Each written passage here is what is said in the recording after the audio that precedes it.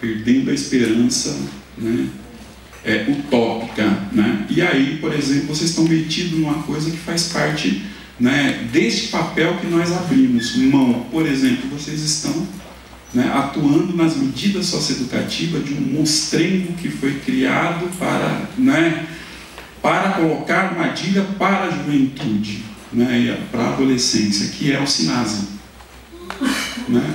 A gente combateu no Fórum Estadual de Defesa dos Direitos da Criança e do Adolescente pesadamente essa bizarrice, né?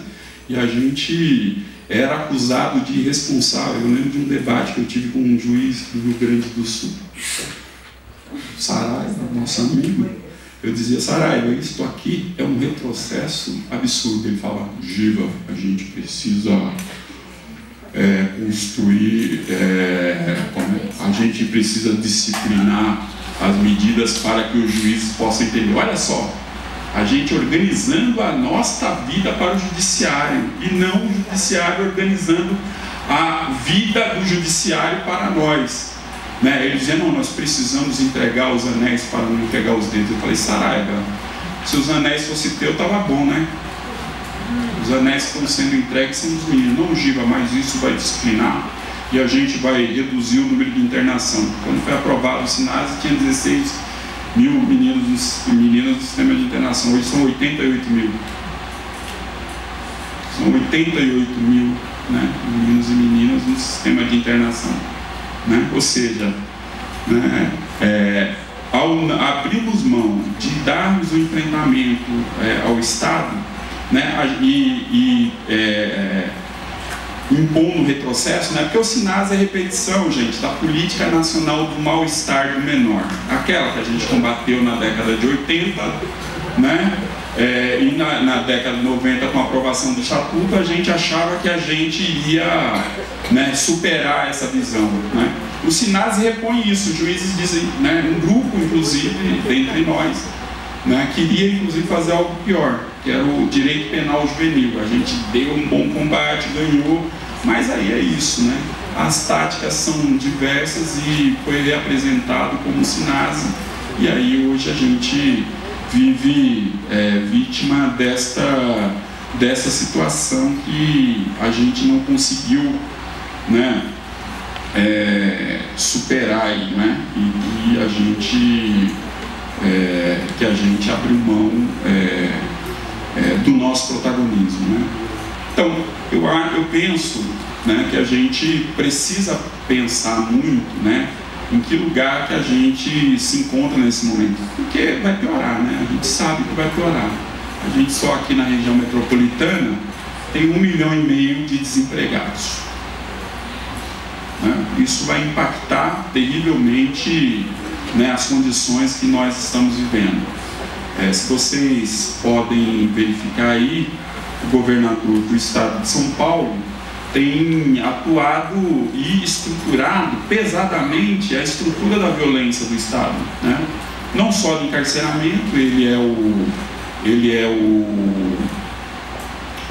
cara que implanta aqui no Brasil a doutrina Bush, né, que é a doutrina do tolerância zero, ou, né, a doutrina do movimento da garantia da lei e da ordem. Eu acho que vocês devem estar ouvindo isso. Isso é da década de 80, quando o Reagan ganha nos Estados Unidos e os Falcões ascendem ao poder e eles constituem lá um grupo, né, os Falcões constituem um grupo, um movimento, né, de segurança pública e para interferir em outros países, chamado Movimento da Garantia da Lei e da Ordem.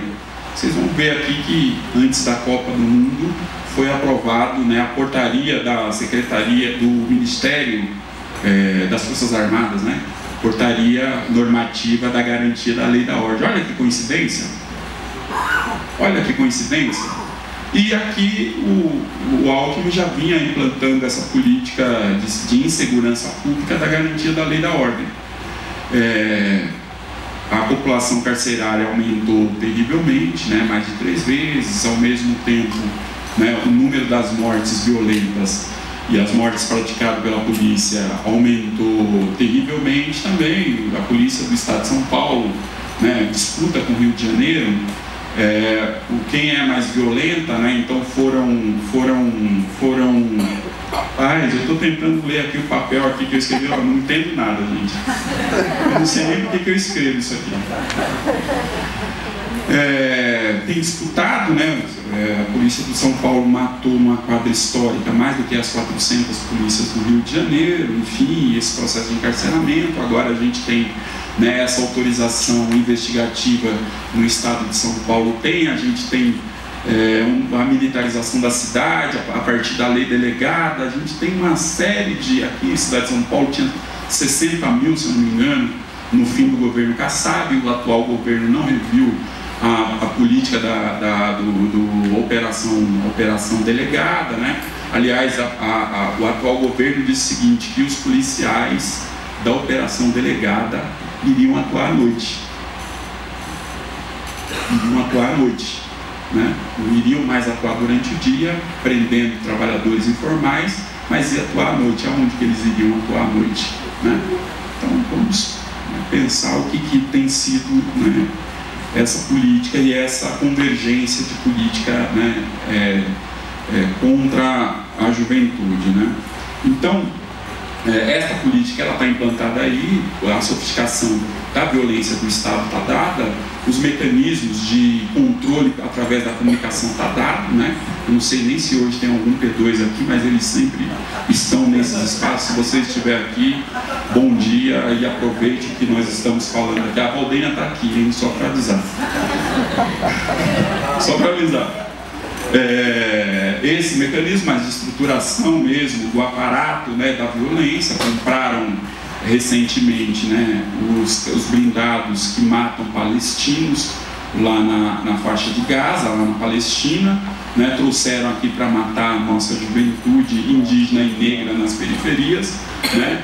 Então o Estado está sofisticando essa violência cada vez mais, né? O Estado de São Paulo principalmente, vocês podem ver que foi decretado o sigilo dos BOs envolvendo policiais por 50 anos. Parece que tem coloca em perigo uma questão de Estado, você ter acesso às informações do que a polícia está fazendo, né, contrariando o que é esta lei da informação, né? A lei da informação só se coloca em sigilo por 50 anos aquilo que é absolutamente, né, que pode colocar em risco o Estado, né? Ou seja, a gente então está numa ditadura e se coloca em risco esta ditadura, né, ao não termos acesso às informações ali produzidas nos boletins de ocorrência, né, contra ou da polícia militar, mas geralmente é contra eles mesmo, né? Se a gente ler, vai ser tudo contra eles.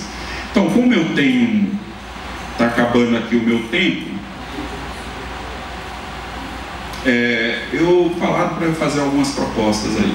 Eu vou fazer algumas propostas de encaminhamento. Acho que a primeira questão que a gente tem que enfrentar e fazer é uma campanha contra esses programas policiais. A gente precisa urgentemente, gente. A gente precisa reclassificar esses programas para meia-noite, 11 horas, né? Se a gente acompanhar o que ocorreu no Uruguai, a gente vai ver o quanto, né, pode impactar, né, na violência, né? Reduziu drasticamente o número de violência policial, né, a reclassificação dos programas policiais. Eu já falei com um monte de gente, as pessoas dizem, não, vamos esperar fulano. A gente não pode esperar fulano, a gente precisa começar, né, urgentemente fazer essa campanha, né? A gente precisa, debater a democratização de todos os mecanismos de direitos humanos. Eu fico, quando a Goretti começa a narrar como é que está a composição desse Conselho Nacional, como é que vai ser a escolha do mecanismo, me apavora. Me apavora, né? Me apavora porque isso repercute, né, imediatamente no que está acontecendo hoje na Assembleia Legislativa. Quanto mais participativo e sem controle de um determinado grupo, mais fortalecimento desses mecanismos da democracia e por possibilidade de disputa da hegemonia a gente vai ter. Quanto mais, né? Quanto mais controle e reduzido for essa participação, mais frágil e sem nenhum sentido esses mecanismos têm. Estou acabando. E além de garrancha, eu sou cego. a gente precisa, gente, ó, eu acho que a gente tem acordo aqui, mas é fundamental que a gente possa debater isso, né, sem nenhum medo. A gente precisa debater o fim à guerra às drogas imediatamente. A gente não pode ter nenhuma dúvida em se engajar nas campanhas pela legalização das drogas. Nenhuma dúvida. A gente vai verificar os BOs, os boletins de ocorrência. Ontem eu estava lá em Rio Preto, né, e fui depois conversar com o promotor. Ele colocava, óbvio, de um canto dele e eu colocava do meu canto. Ele disse o seguinte, que os adolescentes estão sendo internados lá em mídia socioeducativa, 80% por tráfico de droga. Olha só, gente, isso não é razoável que a gente seja indiferente à guerra às drogas, e a gente precisa combater, né, a guerra às drogas. A gente precisa, né, se engajar na campanha pela desmilitarização, gente, não é possível. Homem com armas, sem nenhum controle. A gente está passando aqui no Brasil por um processo de mexicanização. E vai ser terrível para a gente, hein? Esse processo vai ser terrível. Ninguém está prestando atenção nesse processo, mas a gente já sabe, por exemplo, como é que está a região metropolitana da cidade de São Paulo. Já está dividida, a gente sabe que ela está dividida, né? Isso que está acontecendo em determinadas regiões é reflexo disso. Então, enfrentar, né, esta composição, composição jurídica da Polícia Militar é fundamental para que a gente possa minimamente, né, enfrentar a violência policial, porque não é isso que vai dar conta, porque, de novo, a sociedade está organizada para aqueles 62 pessoas, né, em detrimento, né, da maioria das pessoas do planeta, e aqui no Brasil não é diferente, né? É muito importante que a gente se engaje, né, nas campanhas contra o genocídio da juventude indígena e negra. É fundamental que a gente se engaje nas campanhas, né, contra o genocídio da juventude indígena e negra, né? E é fundamental, gente, que nos nossos trabalhos, nos nossos MSEs, a gente pare de enganar os meninos. É fundamental, né? O nosso atendimento não levará absolutamente nada se esses meninos não saírem do MSE, e aqui não sei quantos MSEs tem, deve ter 100 meninos em cada e meninas em cada MSE, se eles não saírem politizados dos MSEs. Não adiantará absolutamente nada. Nós estaremos enganando eles e fazendo assistencialismo da pior espécie, certo? Então, eu acho que essas são algumas questões que eu considero que são importantes. Eu acho que faltam mais outras questões, mas daqui a pouco o Marquinhos ou o Rodrigo vai colocar um papel na minha cara aqui. Obrigado, gente.